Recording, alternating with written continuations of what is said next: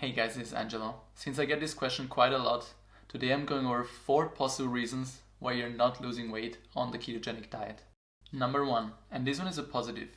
You might be going through something called body recomposition. This means you're in fact losing body fat and building muscle, which is great.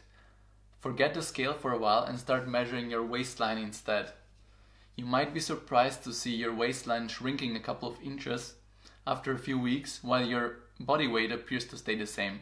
That's because muscles weigh the same as fat but take up less space as they're more dense.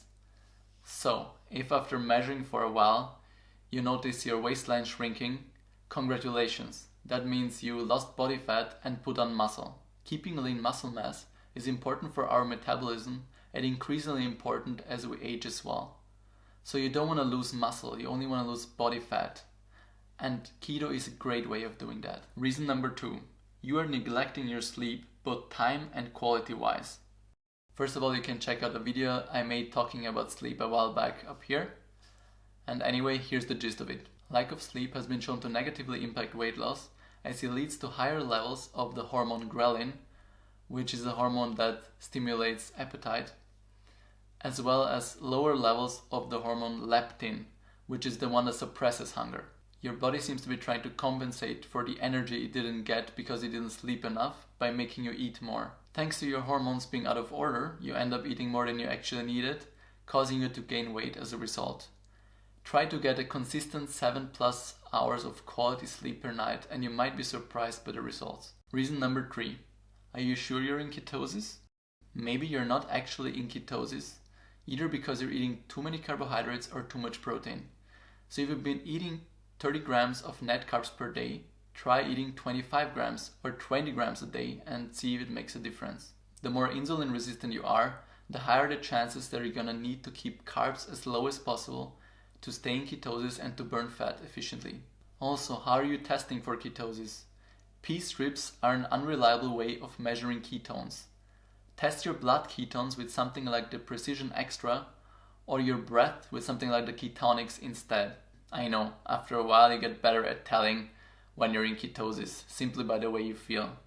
Still, it can't hurt to test every once in a while so you can make adjustments to your diet and find out what works best for you. Reason number 4. Even if you're in ketosis, you might be overeating out of habit. Start listening to your body signaling you when you're full and then stop eating. And try to only eat when you're hungry. One of the main benefits of the ketogenic diet is that you feel less hungry in general, so you can take advantage of that. So if you're overeating simply out of habit, because let's say you're used to having 3 to 4 meals a day at certain times throughout the day, and you're adding tons of fat to every single one, even though you're not really hungry, and then at the end of the day you consumed about 3,000 calories, you're not gonna be magically burning fat. This is because you're not giving yourself the opportunity to tap into stored body fat because of all the food that your body is trying to burn first. This is important to understand.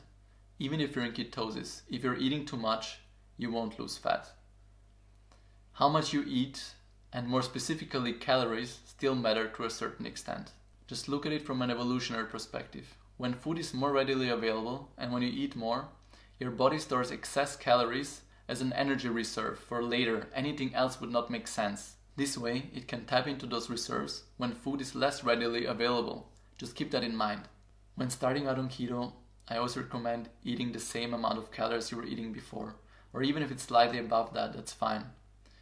You want to make your transition from a sugar to a fat burner as smooth and easy as possible, and not add any additional stressors like severe caloric restriction right away. But once you've adapted to the ketogenic diet, don't be afraid to listen to your hunger levels and to try things like intermittent fasting as well, where for example you only eat between 12 p.m. and 7 p.m.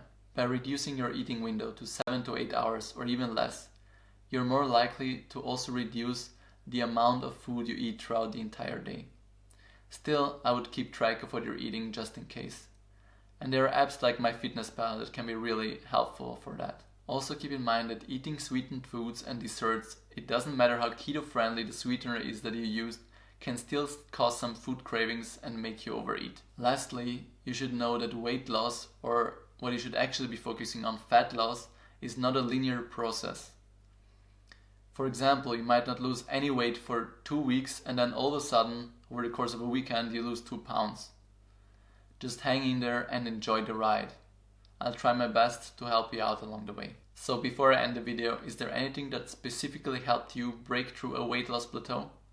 Please share that with us in the comments. I'm sure a lot of people could benefit from your experience as well. So as always, thank you very much for watching. And if you enjoyed the video, don't forget to leave a like and to subscribe.